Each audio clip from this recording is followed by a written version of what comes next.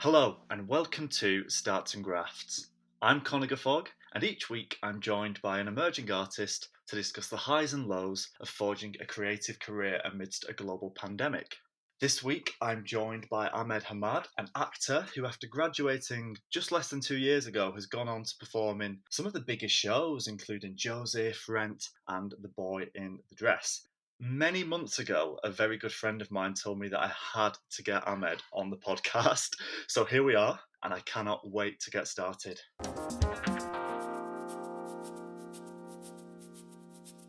Ahmed, welcome to the podcast. How are you doing? I'm good, thank you. Thanks for having me, Connor. It's not a problem. Where are you recording from today? From the flat I'm in, southeast London. Yeah, just in my little room. Is that where you've been spending lockdown? It is, yeah.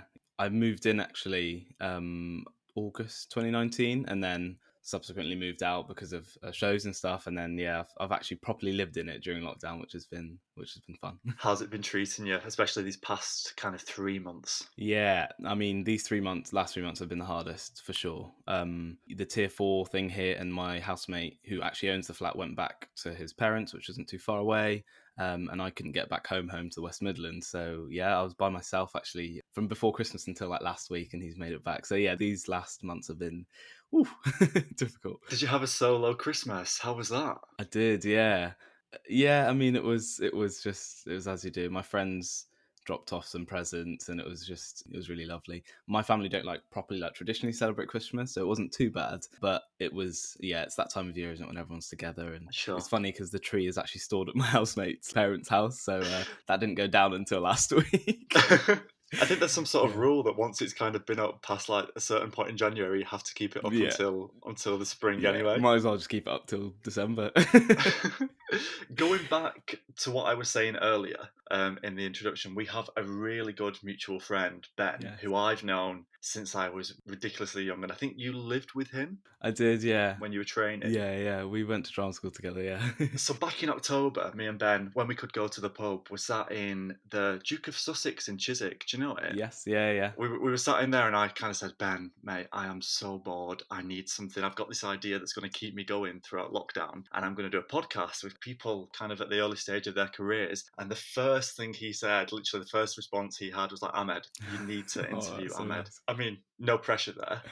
But I think one of the reasons that he said that was because you've had a really interesting kind of 12 months in your career, haven't you? You've graduated, and I think that's the best place to start. You graduated in 2019, I think. Yeah, that was it. Yeah, so graduated September 2019. That was the actual ceremony, but technically in May time.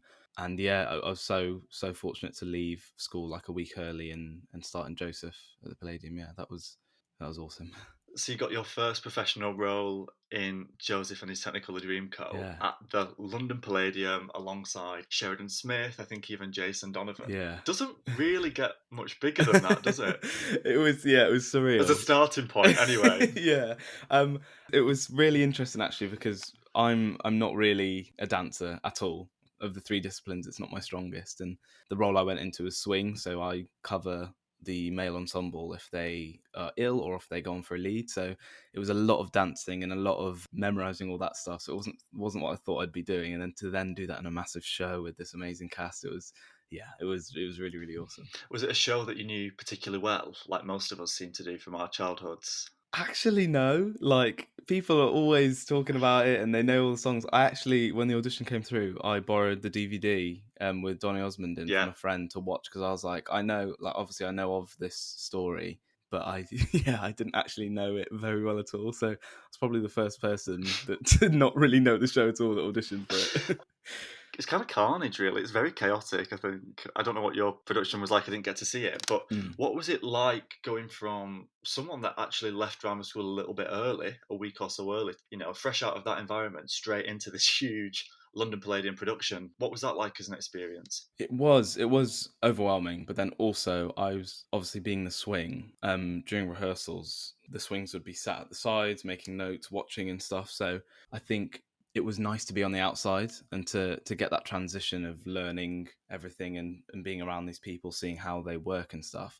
It was really cool being on the outside to actually get that outside eye, because 4 other people from my year were also in that show. So it was nice to have people I knew, but then I was like watching them learn as well. So it was being a swing on that show on my first job was the perfect kind of concoction of being welcomed into the industry, but also learning from an outside viewpoint. And did you get plenty of opportunity to go on stage and kind of make that debut performance as such? So we opened on the 26th of June. Press night was the 11th of July, where like everyone from outside came to watch because they all got Right, tickets. And okay. I didn't actually go on until I think it was the 2nd of August. Yeah. So I was sat there like, oh, am I going to go on? Have I just absolutely stolen this? Like I was like, oh, this is really, it Mm. was interesting. And Matt, who's actually my housemate, the other male swing, had been on quite a few times. It just so happened that the ones that he covered first were the ones that went off. And then when I did go on, it was someone had a shoulder injury and they were off for like 10 days. So it was, from then on, it was really, I was on for quite a lot. And my best mate from home actually had a ticket for my first show without knowing it was my first show, Oh, which was wow. really special. And then my parents came to watch the next show as well, which was really nice. That must have been amazing. Yeah. Well, an amazing coincidence that he got to get down for it. Yeah. Can you recall getting that phone call to say that you've been cast in the show? Yeah. Yeah, my agent called me. I was actually in the corridors at Art Z, like we just finished a day, and she was like, "Well, got some nice news for you." And I didn't really, because it was the end of the year, we were auditioning for quite a few things. I didn't really clock that it would be that, and yeah, I was dumbfounded. I was like, "Wow, this is yeah," it was nuts. And then everyone was at the Tabard, like the pub down the road, Yeah, I know the and my mate tabard. James, yeah, and my mate James got it as well, and we were both kind of over the moon and told our friends and stuff. Yeah, that was a special day. It must have been a really special transition to be kind of going into it with people that you'd spent 3 years or whatever amount of time training with, and then you're getting your kind of big break at the same time. That must have been so special. Yeah, for sure. Especially Jack, who played Joseph. Like that is he was amazing, and that was just such a like a springboard for him as well.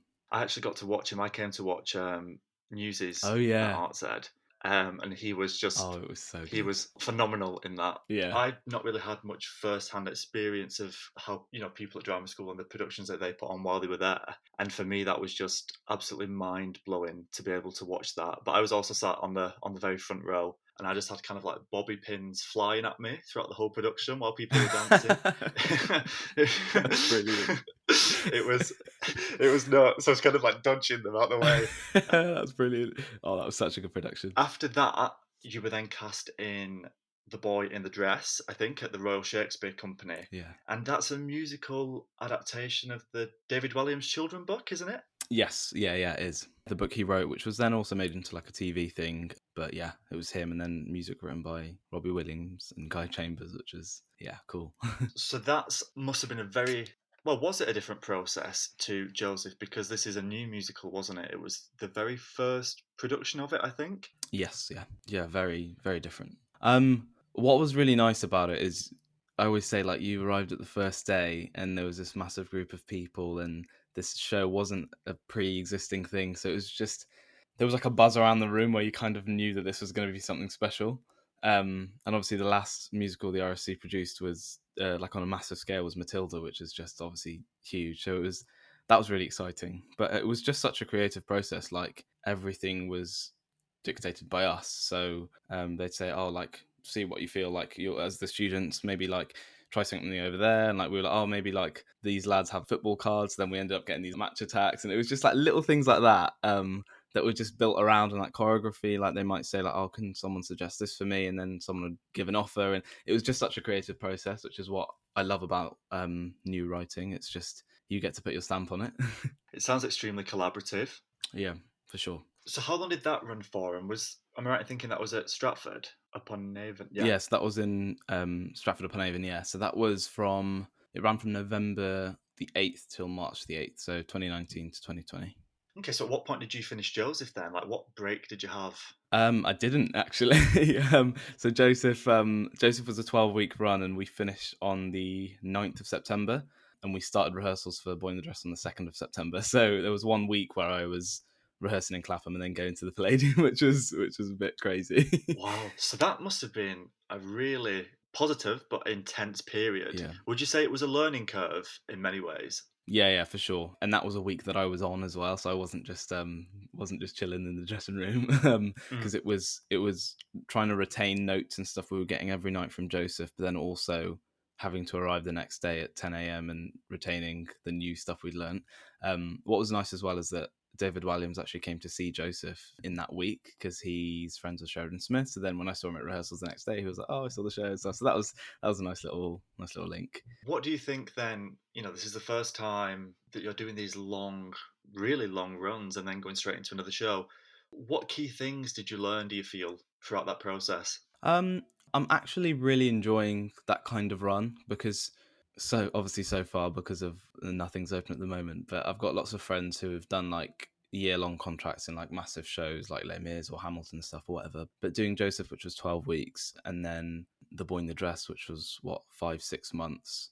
It's actually quite nice that, especially this early on in my career, that I'm kind of like getting those credits and building up the CV and not spending a lot of time in one show. If that makes sense. Mm, Obviously I'd love to do that in the future for the longer shows, and that's really great for kind of financial security and stuff like that. mm. But I've learned that I guess the more people you work with in shorter contracts, the more people you meet, and it's building up that CV and that reputation, I guess, which is kind of what I want to do as a graduate.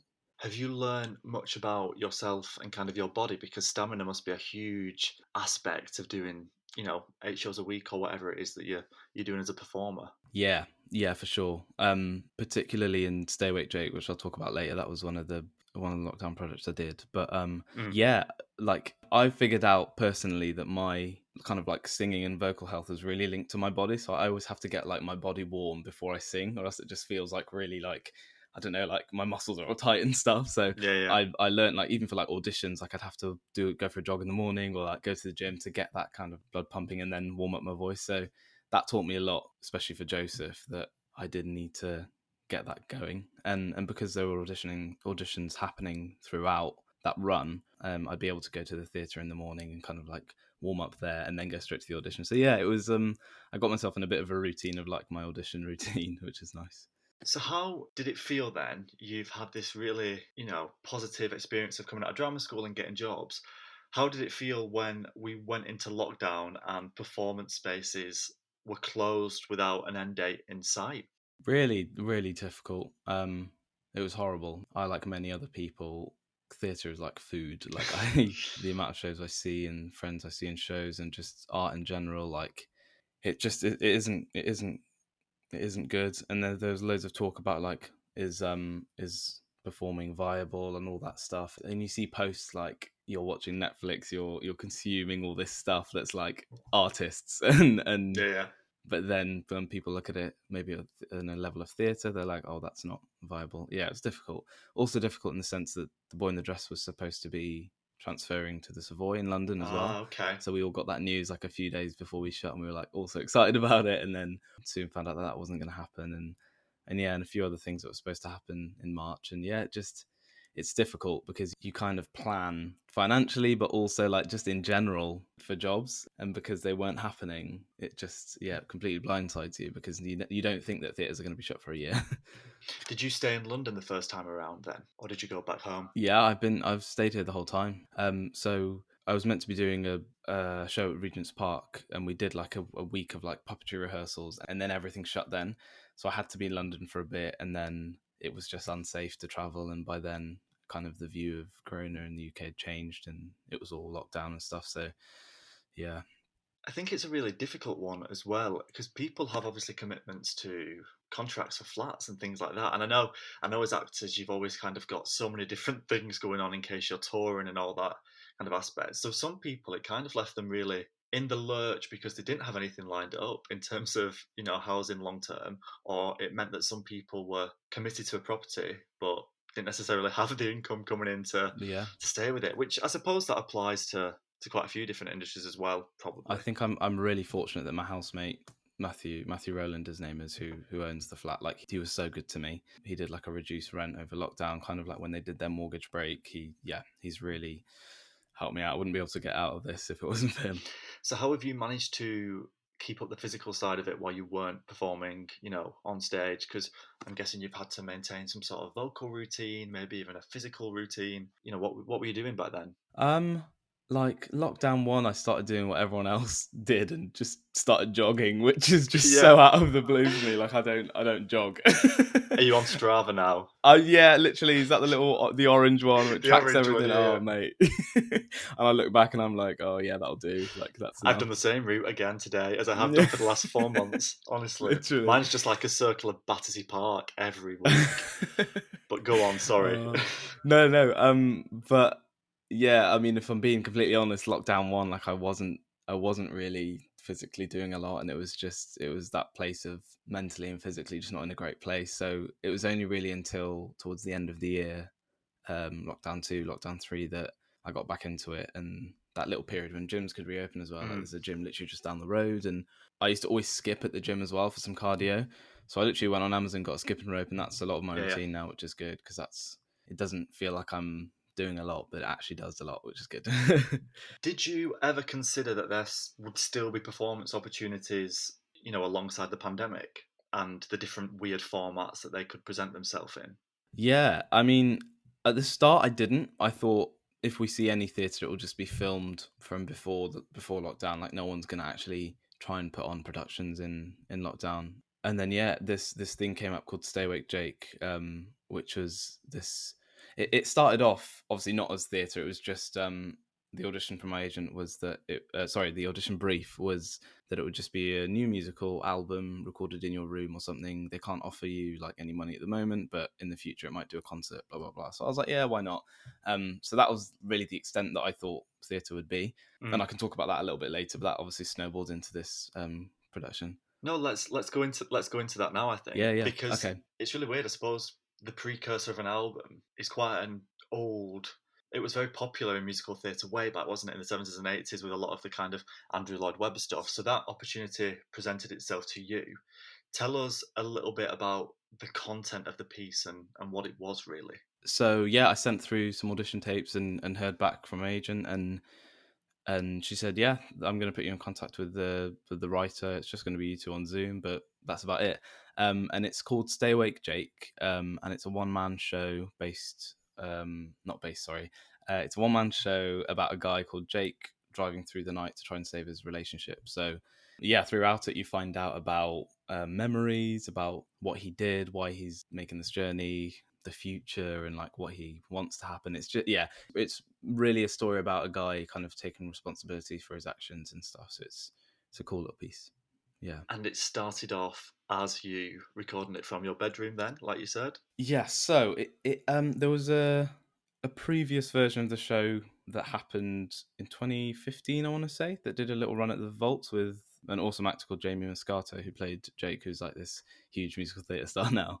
And since then, the writer Tim Gilvin wrote some new songs and like shifted some things around, and that's when they thought, okay, let's have a look at this. So it actually snowballed into a bigger project because they got a producer on board, James Pearson and Rosie Pearson from Pearson Casting, who cast me in it. They made Pearson Productions and teamed up with a producer called Stephen McGill. And yeah, before I knew it, there was a recording studio. An MD called Nick Pinchbeck had a recording studio he said they could use, and a director came on board and an MD. It suddenly became this thing which was paid as well. It was just out of the blue. So before I knew it, we were in Grace Taylor's house, the director, I mean, she's done some amazing stuff like Six the Musical and stuff. So we ended up we ended up rehearsing in her house for a bit, and then yeah, and this was weird because it was my first journey outside of the flat, like getting Oh a right, yeah, train. yeah, yeah. So this was in what, like May or June kind of time. And yeah, so by the time we got to September, we'd recorded a full one man album, and the band had recorded all their parts, and yeah, it was nuts. What was it like to kind of do something which was very music focused? I loved it. I really really loved it because music is actually how I got into musical theatre.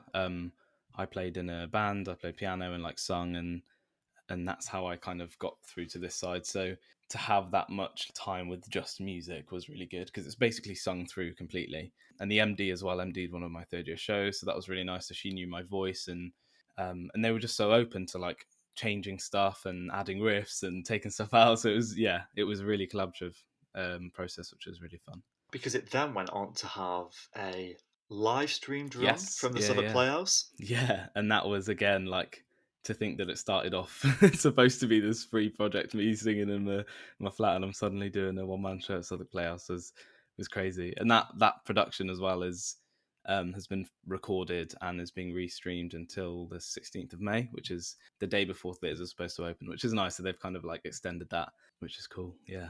Oh, fab. We'll have to find a link and basically put a link on our link tree as well so Yeah, people for can sure. check that out.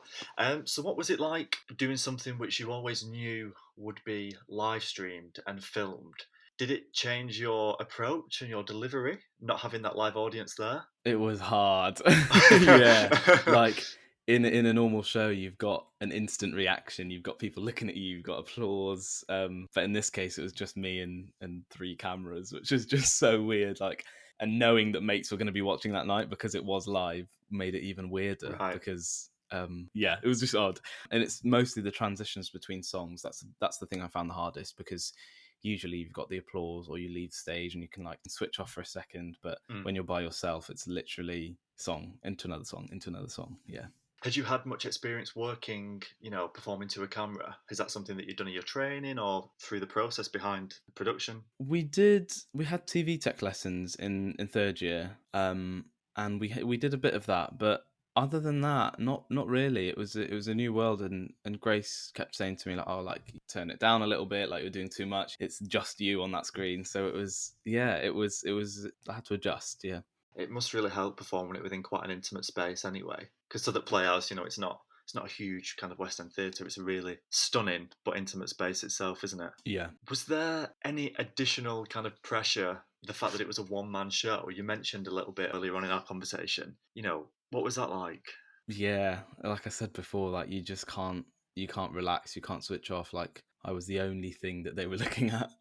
And the album as well will hopefully be released soon. And that again, it's just going to be my voice and an orchestra. So it's a lot of pressure, and you want it to be perfect. And it wasn't a production that was like recorded and we kept going and going. It was literally live, and that's the one that's gone out. So yeah, I felt a lot of pressure. And as well, the this happened just after Rent, and Rent was such an amazing show with like a massive following. So then I had the pressure of, oh, if people watch Rent and they were like, oh, let's watch them in this, that they'd already seen me in something else, which is again is pressure.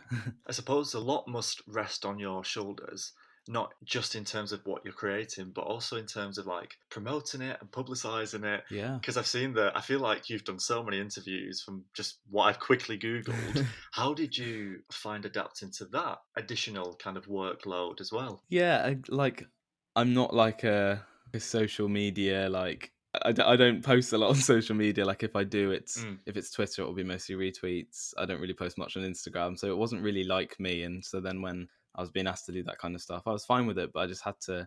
I asked Maya actually, who you probably know as well from home, who was in Rent and Six and stuff, and she helped me out because obviously the following from Six just made their social medias go crazy, and yeah, she was helping me out with like kind of what to do, what to say and stuff.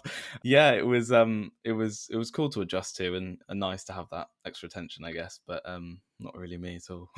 Well, I really hope that this doesn't feel like some strict work thing, and No, no, feels no, no. a little bit more No, relaxed. absolutely. I did a couple of podcasts over the years, I think, just with like random stuff, and this is my most like relaxed, and this is how I love to do it. Whereas when it's like typing up answers, I'm a bit like, have I typed that right? Does it sound okay? I think there's something about the written word which feels really permanent, and when Yeah, people can read it, it's like, oh, I don't know. yeah, But I think let's go for our piece of artist advice for the week, which I think links into things which you've spoke about in Stay Awake Jake, and will segue nicely into Rent. It comes from Kerry Ellis, who is an actor and singer she's best known for her performances in Wicked and We Will Rock You, as well as frequently collaborating with Brian May. So when we asked her to share some advice, this is what she said. Right now, more than ever, it's time to be resilient. The entertainment business is tough, and you need to find ways to sustain a career. Being creative and finding ways to use your talents will serve you now more than ever. be brave, be bold, and always remember to have fun. I mean, being brave and bold definitely seems like something that you've done by taking a one man show kind of on your shoulders. Mm. And we'll talk a little bit about this idea of resilience within the production of Rent that you were in. Yeah, I mean, resilience, especially in that production, that would literally be like the buzzword that comes to my head when I think of Rent. It was the first new production of a show with a completely new cast under coronavirus. Like Luke on the first day said, like all eyes are on us. Like we had to serve as an example, but then also people wanted theatre back. So it was we had to be so resilient, and we had to just not fight off the haters, if you know what I mean, but we had to just kind of trust that what we were doing was going to happen and that it was right. And yeah, I'm rambling a bit, but that production just really lots of feels. So, this is Rent, which was at the Hope Mill Theatre in Manchester, which is one of the most incredible spaces and kind of producing houses of musical theatre, I think, that there is at the moment. So, this was back in autumn, I think. Yes, yeah. You're in a cast of how many people? 12 people. So 12 people. It's obviously coronavirus is really taking place. It's within the heat of it. What was the rehearsal process like that? Was it, what COVID secure, to use that phrase, elements were in place when you were rehearsing? So day one, even before we'd entered the rehearsal room, we were tested. Standard like temperature checks every day, masks on, unless we were singing kind of like not facing anyone. All of us were sat actually around the space 2 meters apart, which actually then became the setup of the show, which is really nice. That's how we were situated in the space. Grids along the floor that were 1 meter squares, so we couldn't be singing that close to each other. But then 2 meters were fine to kind of to be around. Like it was really, really, really good. It was must have been really tough for the stage managers because they were the ones that had to keep policing it. Like if we got too close, or if someone was holding a camera prop and like someone else needed it next, they'd stop and then like they'd hand sanitize and they'd clean it and stuff. And Luke would it became this funny thing where Luke would shout illegal if anything happened. He would be like, oh no. So yeah, it was weird. It was weird to adjust to. Never had a rehearsal process like that. And I think especially for the people who that was their first job, like it must have been weird for them to step into that and be like, oh no, is this what all rehearsals are like? How are you able to connect with each other then? Because a huge part of it is building that trust and that relationship with your actors. How were you able to do that? I think that's the most tactile group of people, a cast I've ever met. More so because we'd all been like starved of touch for so long, but we just weren't able to. Yeah. I knew Tom, who played Roger from the year below me. I knew Maya through Ben, and then I knew Blake as well. So I knew some people, which was nice that we already had a pre-existing relationship. But it was just so difficult when you couldn't be affectionate or anything like that. And there was the rule of six, so at that point we could go and have food and stuff. But it was tough. It was only until we got to Manchester where we were in the bubble, so then we could be all together. That was when we kind of, I think, built relationships a lot more. Am I right in thinking that you all lived together Yes. at one point? Yeah. What was that like? Honestly, like I thought this is gonna be like Big Brother with actors. It's gonna be awful, and it was so Were good. you looking around the house with the cameras, just making sure that this wasn't Imagine some social they experiment? should have done that. They honestly, I think Alex, he said he was like they should have put some cameras in and made a show out of it. That was really nice, though, and it was really good for Will and Joe, the producers, who were so good to us the whole time, to give us that house. Basically, like we didn't have to pay for it. They put all 12 of us in there together, and yeah, it was only like a 5 minute drive from the theatre. So with the 3 cars in the cast, everyone was in there. So yeah, Wow. that was really special because the Boy in the Dress, I did live with a few people because they do the same in Stratford. They put you up, but to have the whole cast there was it was special. Yeah. How good is that, though? It feels like they went the extra mile whenever they could to really make you feel Yeah, comfortable. for sure. They were so good to us, and like we were cast in this production in I found out February 2020, and it was supposed to happen in June, and Oh, it just okay. kept getting pushed and pushed and pushed, and they kept communication with us and told us where everything was at. They were like, "We're going to do this," and yeah, Will and Joe were just awesome. It's a really apt show, I think, to have been put on when it was put on because, I mean, it's taking place in a pandemic, the AIDS crisis. Yeah, There's lots of out of work performers, questions about yeah, whether, creative spaces and things like that. So it must have really hit home in some ways. yeah. I couldn't think of a better piece to come back to theatre with after like 8 months of theatres being shut than Rent. Yeah. So you performed it in front of a live audience, right? We did, yeah, 5 times, and then Boris Johnson and his boys said national lockdown. Yeah, yeah, 5 previews, and then it was gone. How gutting was that? Oh, it was awful. I like to always watch. Back then, I used to always watch the daily briefings, Mm. and Luke kind of gathered us before after warm up, and he was like, "Boris is going to say something tonight. We'll all just address it together later. Don't watch or anything." And I couldn't do that. So whilst I was getting ready, I think the broadcast was at 7 o'clock. We were getting ready, and I had one AirPod in, and I was watching it whilst I was getting ready, and from that, I knew that we were going to be shutting in a few days. Yeah, that I shouldn't have watched it then. That was difficult. It was a really, really hard show, and I mean a teary show anyway for everyone of the nature of it. But it was just, yeah, difficult. We all went home that night and just all sat on the kitchen floor together and wept. So is it very much pack your bags, back off home? Yeah, it was. I think we found out on the Saturday night, Brutal. and Wednesday night was our last show. So yeah. Yeah, they put in an extra show though for family and friends. We got 2 tickets each, so that was really nice that people were able to see it. But yeah, that was it. We filmed it on the Monday, little bits on the Sunday as well, and that was the production that went out. So I think that's a testament to that filmed version that we only did it after like 3 or 4 shows. They were planning to film it a lot later down the run, so that was that's another bit of amazing resilience that we were able to do that in such a short amount of time. And what an incredibly successful online run it's had as well, to be fair to you guys. Is there any talks of it ever happening again in person? I think that's always the hope that it'll go back to the hope mill at some point. So yeah, fingers crossed. But again, like who knows by then, like if it'll all be us again, if anything. Do you know what I mean? It's all unknowns. But Yeah. fingers crossed it all will be back because that is such a beautiful production. I want to talk about how you've ended up doing this as a career before we end our conversation. Yeah, for sure. Has performing always been something that you've been interested in, when you were younger?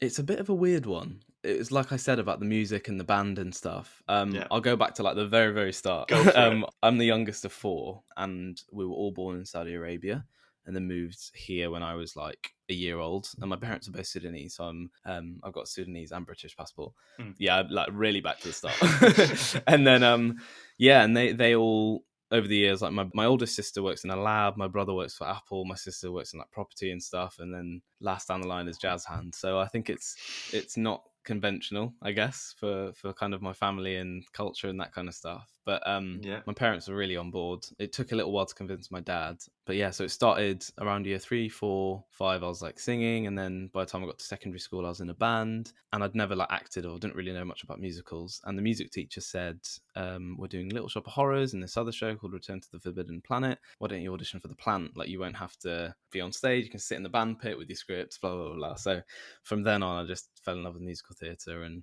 I still did my A levels like maths, biology, music, and chemistry, but I kind of knew by then that was what I wanted to do. So took a gap year, did some shows outside of school, taught some stuff, and it was just, yeah, by then mum was on board and I just convinced dad and auditioned really, yeah.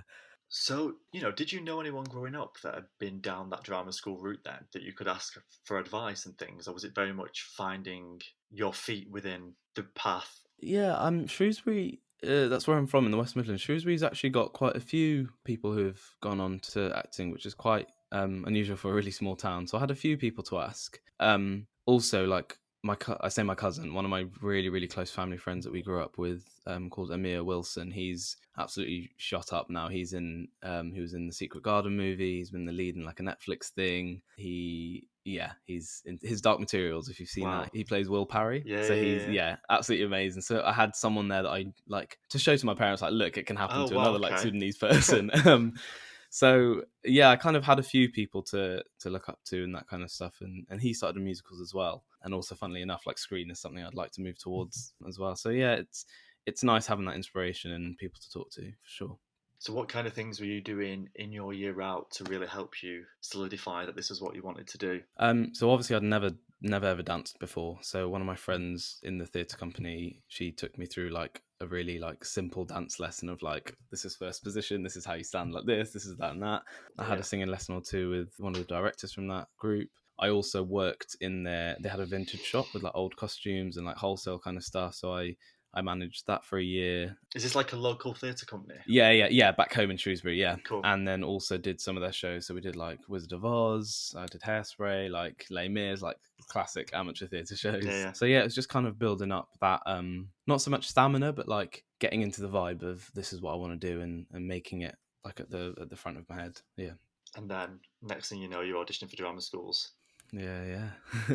Amazing. And at this point, I'm no doubt that your parents are completely proud and on board. Oh yeah, they're my biggest fans now. Yeah. Love it.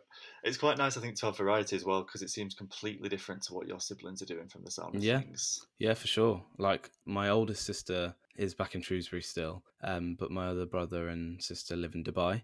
My brother recently got married, and I became an uncle like a month ago, and like it's so different.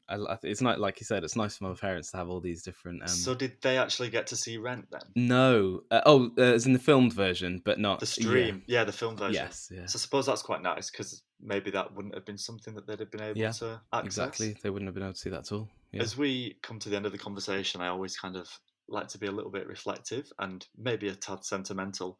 But one question that I've got is, looking back on what you've achieved so far, if you could, what advice would you give to yourself when you first started pursuing a creative career? I'd definitely say that new writing is so important, and to really pursue that. That's from someone going from like a massive pre-existing show to Joseph to then doing lots of new bits, and it's just so much more fulfilling. I'd also say just like trust your ability, trust what you can do. Like in the past, I've walked into auditions thinking I need to like really prove myself and why I'm in the room, but it's just a testament to the training and like what I've done. Like you don't need to. I just need to chill. Basically, I get so obviously, as you probably realize now, I get so rambly and I get really like, am I doing this right? Blah blah blah. So it's just trusting that you know what you're doing and just delivering like that rather than kind of forcing anything. So is that your hope for the future then? Lots of new writing and potentially screen? Yeah, absolutely. I think that's my goal. Yeah. I'd love to do like longer running shows in the future, like Aaron Burr and Hamilton is an absolute dream, like that kind of stuff. But yeah, right now I think new writing and hopefully crossing over into TV and film, yeah. I think from a lot of the performers that I've spoken to that are, in the similar stage of their career, it's really wanting to experience lots of different things to figure out what makes them tick. And it sounds like you've been able to do that, which is amazing. Yeah, I've been really, really, really fortunate, especially in this pandemic, to have worked a lot and then to have had that experience. Yeah, feel really privileged. Amazing. Ahmed, thank you so much. Yeah. I've really enjoyed chatting. Me too. It's been lovely. Yeah, hopefully we'll actually get to meet in person at some point. That'd be lovely. And yes, absolutely. Courtesy of Ben. Ben can introduce us. Brilliant.